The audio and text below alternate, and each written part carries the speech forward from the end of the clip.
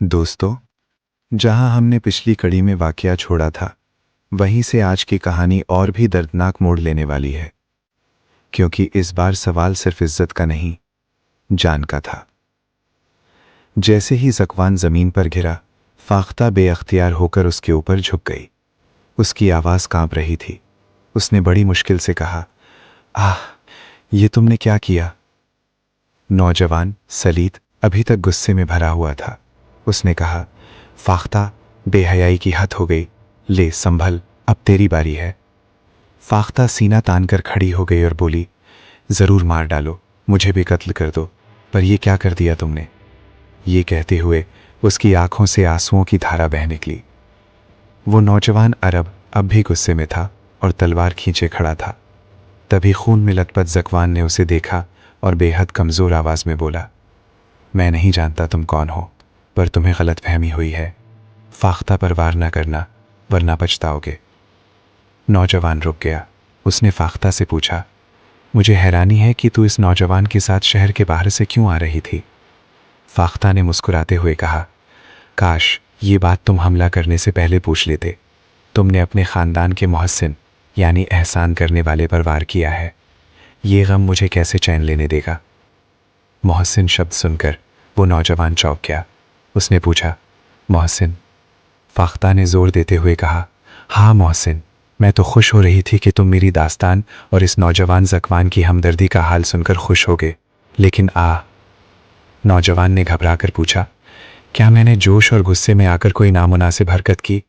निहायत ही नामुनासिब हरकत, ऐसी कि जो कोई सुनेगा हमारे कबीरे को बहुत ही बुरी निगाहों से देखेगा। नौजवान पछताते हुए बोला, खुदा माफ़ करे, अच्छा तो पूरा वाकया बयान करो। फाख्ता ने कहा, अभी इसका मौका कहाँ है, पहले ज़कवान की खबर लो। नौजवान ने झुककर देखा तो ज़कवान बेहोश हो चुका था। फाख्ता रोने लगी और बोली, खुदा के लिए इन्हें उठाकर घर ले चलो। नौजवान ने ज़कवान को कंधे पर उठाया और गलियों से गुजरते हुए अपने घर पहुंचे। वहां आंगन में एक बूढ़ी औरत बैठी थी। उसने पूछा, बेटा सलीद, ये तुम किसे लात लाए हो?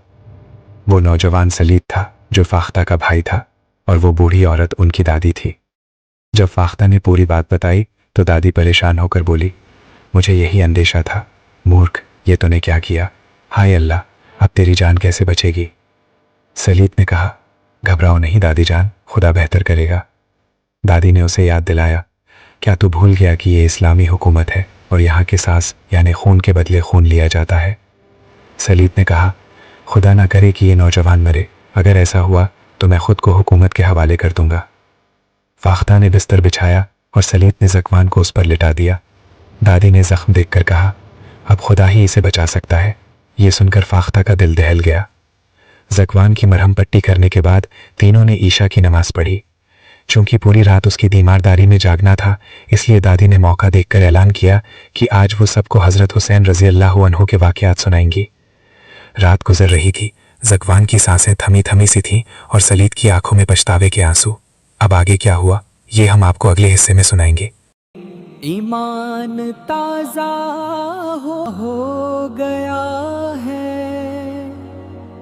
सिर्फ सुनकर